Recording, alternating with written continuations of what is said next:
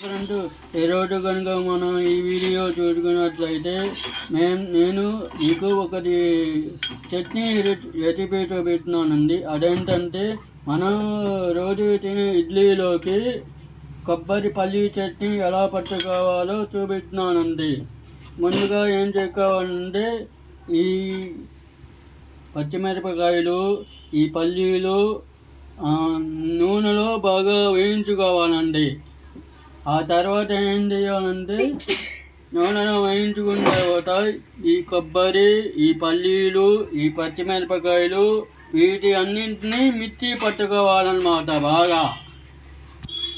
So మీరు ఇది కనుక చూసినట్టయితే వేడి వేడి ఇడ్లీలోకి ఈ పల్లీ చట్నీ కాంబినేషన్ అన్నమాట. ఇడ్లీకను చట్నీకి వేడి వేడి ఇడ్లీలో చట్నీ నంచుకొని తింటే ఆ రుచే వేరబ్బా, మామూలు రుచి ఉండదు.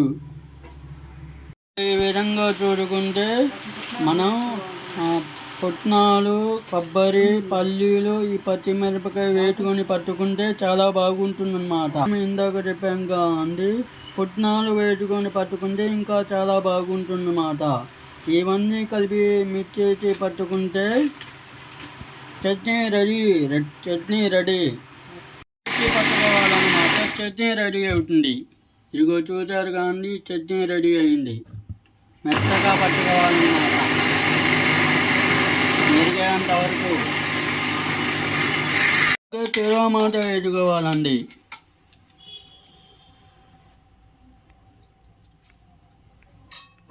చూసారుగా తిరగమాత వేయటం ఫైనల్గా వేసి ఇలా కలుపుకోవాలన్నమాట.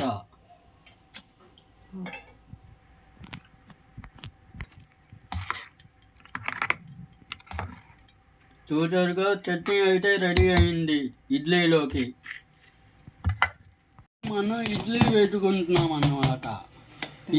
ఇడ్లీ ఇట్లా నెయ్యి వేసుకొని ఇడ్లీ వేసుకోవాలన్నమాట ఇడ్లీ ప్లేట్లలో.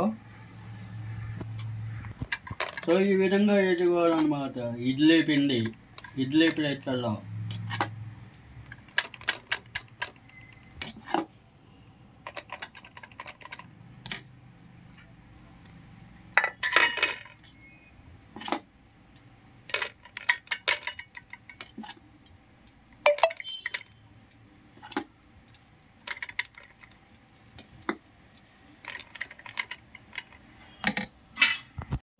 చూసారుగా ఇడ్లీ ఎలా ఉడికినాయో, మెత్తగా చాలా పాటుగా ఉన్నాయన్నమాట. ఇడ్లీ నోట్లో వేస్తే కరిగిపోయేంత విధంగా ఉడికినాయన్నమాట ఇడ్లీ.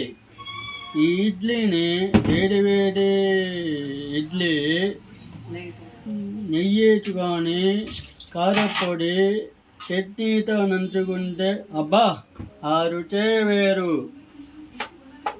సో మీరు కూడా ఈ రెసిపీని ఇడ్లీని ఇంట్లో ట్రై చేసుకోండి కావాలంటే.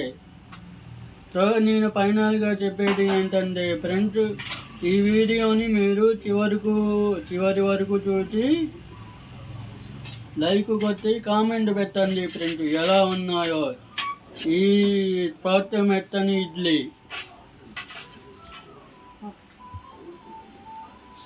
Thank you friends. ఇడ్లీ అయితే చాలా బాగుందన్నమాట ఫ్రెండ్స్, నాకైతే నచ్చింది. నేను టేస్ట్ చూస్తున్నా ఇప్పుడు.